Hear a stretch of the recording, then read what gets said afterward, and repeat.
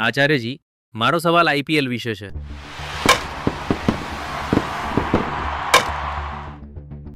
થોડું ઊંડાણપૂર્વક જોઈએ તો કદાચ તે એક પ્રકારનો નશો બની ગયો છે લોકો માટે.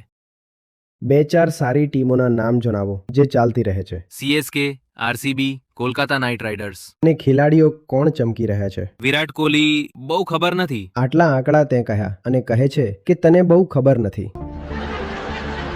તને આ બધું કેમ ખબર છે? જે તને ખબર છે બોલો. તારી સમસ્યા એ છે કે તને ખબર છે. જે સાચું છે તે તને કંટાળાજનક લાગે છે. તારે શું જોઈએ છે? ડોપામાઇન રશ જોઈએ છે. Let me count the number of sixes and the sexiness of cheer girls. તું સારી રીતે જાણે છે કે દુનિયામાં શું શું છે, જ્યાં તારે સમય આપવો જોઈએ, જેને તારે જાણવું જોઈએ, જેના વિશે તારે કંઈક કરવું જોઈએ. જાણે છે ને? તો બસ હવે સમજી લે કે સસ્તું મનોરંજન કેમ ચાલી રહ્યું છે દુનિયામાં.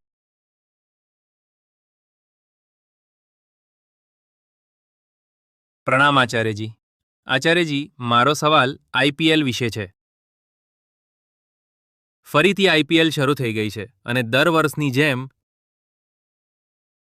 તેના ચળકાટે ભારતવાસીઓને પોતાની તરફ ખેંચી લીધા છે. અને તેમાં પણ ખાસ કરીને જે યુવા વર્ગ છે, જે યુવાન લોકો છે,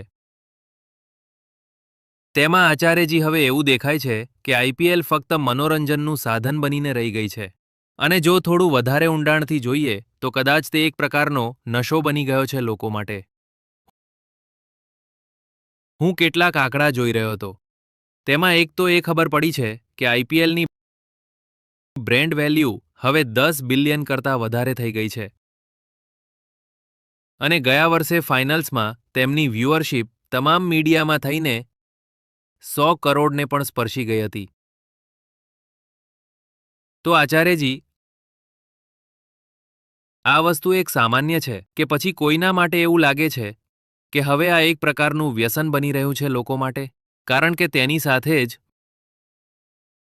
બેટિંગ એપ્સની આખી સિસ્ટમ ચાલે છે, જેમાં એક ડેટા મુજબ બેટિંગ ઇન્ડસ્ટ્રીની માર્કેટ વેલ્યુ 6 બિલિયનથી વધુની છે. અને જે ગેરકાયદેસર છે તે તો ઘણી વધારે છે. આ આંકડા છે. અને આમાં જ હું એક ડેટા એ પણ વાંચી રહ્યો હતો કે ભારતમાં 14થી 34 કરોડ વચ્ચે એવા લોકો છે જેમણે ક્યારેક ને ક્યારેક બેટિંગ એપ્સનો ઉપયોગ કર્યો છે. અને જેમાં પણ 80થી 90% માર્કેટ શેર કે વપરાશ ક્રિકેટ તરફ છે. અને તે ત્યારે વધે છે જ્યારે આઈપીએલનો સમય આવે છે. તો આચાર્યજી, મારું આ તું શું કરે છે? તું શું કરે છે? કોલેજમાં શું ભણે છે? Political and philosophy. Political and philosophy. કેવા માર્ક્સ આવે છે? સારા આવે છે. તો ફિલોસોફીમાં તો એપી ફ્રેમવર્ક પણ છે. બરાબર વાંચી લીધું? વાત સમજાઈ ગઈ?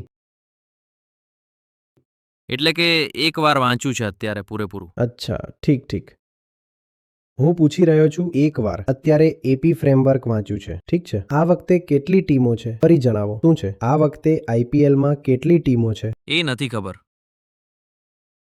બે ચાર સારી ટીમો જણાવો જે ચાલતી રહે છે.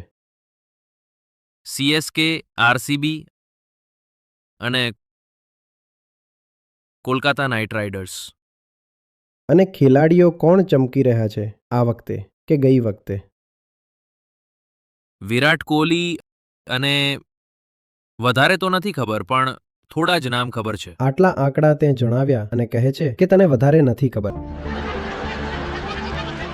જણાવો, તે બધું તો ખબર જ છે. કયા કયા ખેલાડીઓ ચમકી રહ્યા છે? ખેલાડીઓનું એટલું યાદ નથી. આંકડા યાદ છે.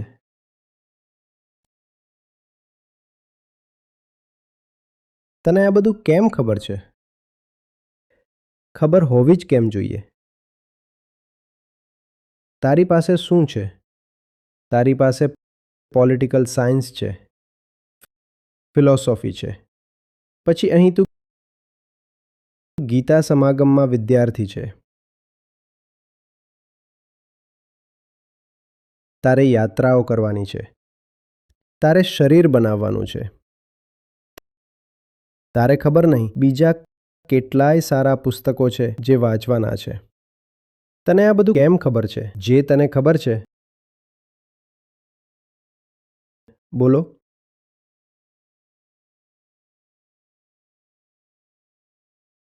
મને ખરેખર નથી ખબર કે IPL શરૂ થઈ ગઈ છે. તારી સમસ્યા એ છે કે તને ખબર છે. અને તને ખબર એટલા માટે છે કારણ કે તું આકર્ષિત છે. તો જ્યારે તું પોતે જ આકર્ષિત છે તો બાકીના લોકો જે તે તરફ આકર્ષિત છે તું તેમની ફરિયાદ કેવી રીતે કરી શકે? જો તું પોતે જ તે તરફ આકર્ષિત ન હોત તો તને આ આંકડા ખબર ન હોત, ન તો ટીમોના નામ ખબર હોત, ન તો ખેલાડીઓના નામ ખબર હોત. તને તે ખેલાડીઓના નામ કેમ ખબર છે જે તે ગણાવ્યા? શું રાખ્યું છે તેમનામાં? કોણ છે તેઓ? કયા લાયક છે? તને શું મળી રહ્યું છે તેમનાથી? કોઈને શું મળી રહ્યું છે તેમનાથી? પૃથ્વીનો નાશ કરવા સિવાય તેઓ બીજું શું કરી રહ્યા છે? તેમનું કાર્બન ફૂટપ્રિન્ટ શું છે? તેઓ કેવા પ્રકારની જાહેરાતો કરી રહ્યા છે? રાષ્ટ્રને, સમાજને, દુનિયાને તેઓ શું આપી રહ્યા છે? તે છતાં પણ તું તેમની તરફ આકર્ષિત છે. તેઓ તારા મનનો હિસ્સો બનીને બેઠા છે. અને જ્યારે આ તારી સાથે થઈ રહ્યું છે તો આ બાકીના લોકો સાથે પણ થઈ રહ્યું છે. તું તેમની ફરિયાદ કેમ કરી રહ્યો છે? બાકીના લોકો પણ જો તારી જેમ જ આકર્ષિત થઈને અથવા તારાથી પણ વધારે આકર્ષિત થઈને તે જ ખેલાડીઓ તરફ જઈ રહ્યા છે, તે જ ટીમો તરફ જઈ રહ્યા છે અને તે જ IPL જોઈ રહ્યા છે, તો તું મારી સામે આ વાતને સમસ્યા તરીકે રાખીને કેમ ઊભો છે? તું પોતે પણ તો તે જ બીમારીનો હિસ્સો છે. હું તારા પર આરોપ નથી લગાવી રહ્યો. હું તને એ બતાવવા માંગુ છું કે આ બધું આવે છે ક્યાંથી. આ બધું આવે છે તેની પાસેથી ચોરી કરીને જે તારા સમયનો, ઉર્જાનો અને પ્રેમનો વાસ્તવિક હકદાર છે. તારો સમય, તારો પ્રેમ, તારી ઉર્જા, તારું ધ્યાન તારા ભણતર તરફ જવું જોઈતું હતું. અને ગીતાના વિદ્યાર્થી છો તો ગીતા તરફ, ઉપનિષદો તરફ, અષ્ટાવક્ર ગીતા તરફ, લાઓ ત્ઝુ તરફ, નાગાર્જુન તરફ. આના બદલે તારી સ્મૃતિમાં કોણ હાજર છે? કોઈ ક્રિકેટરનું નામ આપી દેશો? વિરાટ કોહલી હાજર છે, આ હાજર છે, પેલો હાજર છે. કેમ હાજર છે? રીભુ ગીતા હમણાં શરૂ થઈ છે, તે હાજર છે. કેટલા શ્લોકો હાજર છે જણાવો. તો જ્યારે આપણે ચોરી કરીએ છીએ ને સાચા પાસેથી, તો તે બધું જે નકલી હોય છે તે આપણી અંદર હાજર થઈ જાય છે. પછી નકલી તારી અંદર હાજર એટલા માટે છે કારણ કે તે અસલી સાથે બેવફાઈ કરી છે. જેમના પાસે જીવવા માટે સાચું કારણ હોય છે તેમને પુરસ્કાર એ મળે છે કે તેમના જીવનમાં પછી બીમારીઓ પ્રવેશ જ નથી કરી શકતી. કેમ? કારણ કે તેમની પાસે બીમારીઓ માટે સમય જ નથી હોતો. તેઓ સાચા સંઘર્ષમાં મચી પડ્યા છે. મનોરંજક મૂર્ખતાઓ માટે તેમની પાસે હવે કોઈ સમય નથી. તારી પાસે ખાલી સમય છે અને અહીં તે ગુનો કર્યો છે. તે ખાલી સમય એટલા માટે છે કારણ કે તે સમય જ્યાં જવો જોઈતો હતો ત્યાંથી તે ચોરી કરી લીધો. સમય ખાલી હોવો જ ન જોઈતો હતો. કોઈ બીજું છે તારા સમયનું હકદાર, તે તેને સમય આપ્યો નહીં. કેમ ફ્રેમવર્ક 10 વાર ના વાંચ્યું? સમય હતો તો વાંચત ને 10 વાર તેને. કેમ નથી વાંચી રહ્યા? વાત સમજાય છે? અને ફસાશો. કારણ કે જે સાચું છે તે જ તમને શીખવે છે કે ખોટામાંથી પીછો કેવી રીતે છોડાવવો. જો ખોટામાં ફસાઈ ગયા હો તો બંધનો કેવી રીતે કાપવા એ પણ કોણ શીખવે છે? જે સાચું છે તે. જશો અષ્ટાવક્ર પાસે અને રીભુ પાસે તો તેઓ તમને કહેશે ને કે બંધનોની ઓળખ કેવી રીતે કરવી અને બંધનોને કાપવા કેવી રીતે. અને તેમની પાસે જેટલા ઓછા જશો બંધનો તેટલા વધતા જશે. તું ચાહીશ તો પણ બંધન કાપી નહીં શકાય જ્યાં સુધી તેની પાસે નથી જતા જે સાચું છે. જે સાચું છે તે તને કંટાળાજનક લાગે છે. તારે શું જોઈએ છે? ડોપામાઇન રશ જોઈએ છે. Let me count the number of sixes.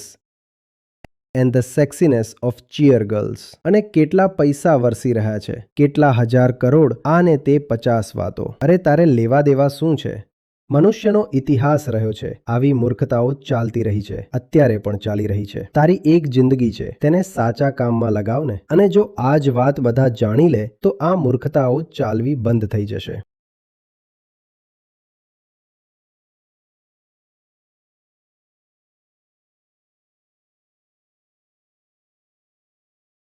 આ જ વાત બધા જાણી લે કે મારા જીવનમાં વધુ જરૂરી શું છે, તો કોઈ એવું નહીં બચે જે જઈને મૂર્ખતાપૂર્ણ વસ્તુઓમાં મોઢું નાખે અને તેમની બ્રાન્ડ વેલ્યુ વધારે. કોઈ બચશે જ નહીં. બધા સાચું કામ કરી રહ્યા હશે, મસ્ત જીવી રહ્યા હશે. જે કામ તેમના પ્રેમનું અધિકારી છે તે કામમાં લાગેલા હશે. સાચા કામમાંથી ચોરી કરીને, સાચી જગ્યાએથી પોતાની જાતને બચાવીને જ તમે ખોટી જગ્યાએ જઈને ફસાવો છો. કાં તો એમ કહી દો કે આખી દુનિયામાં અને આખા જીવનમાં કંઈ પણ સાચું છે જ નહીં જે તમારા સમયનું અધિકારી હોય. શું એવું છે? એવું તો નથી. તું સારી રીતે જાણે છે કે દુનિયામાં શું શું છે. જ્યાં તારે સમય આપવો જોઈએ, જેને તારે જાણવું જોઈએ, જેના વિશે તારે કંઈક કરવું જોઈએ, જાણે છે ને? તો તેના વિશે કંઈક કરી કેમ નથી રહ્યો? ત્યાં જઈને સમય કેમ નથી આપી રહ્યો? ત્યાં જઈને મહેનત કેમ નથી કરી રહ્યો? તેનાથી બચવા માટે જ તો તું શું કરી રહ્યો છે? જઈને સસ્તા મનોરંજનમાં ઘૂસી જાય છે. તો ચોરી કરી છે ને? ચોરી કરી છે. ચોરી તારી છે. અને ચોરીના પૈસા કોઈ બીજું લઈ જઈ રહ્યું છે. વિચારો કે તમે કેવા મૂર્ખ ચોર છો. ચોરી તમે કરી રહ્યા છો અને બ્રાન્ડ વેલ્યુ કોઈ બીજાની વધી રહી છે. જિંદગી તમારી બગડી રહી છે અને મહેલ કોઈ બીજાના ઊભા થઈ રહ્યા છે.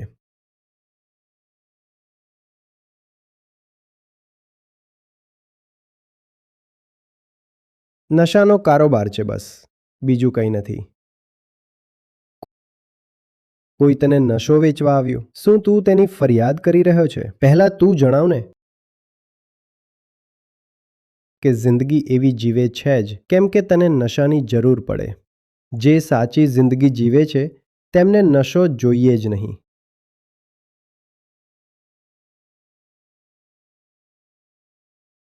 એક દુનિયાની કલ્પના કરો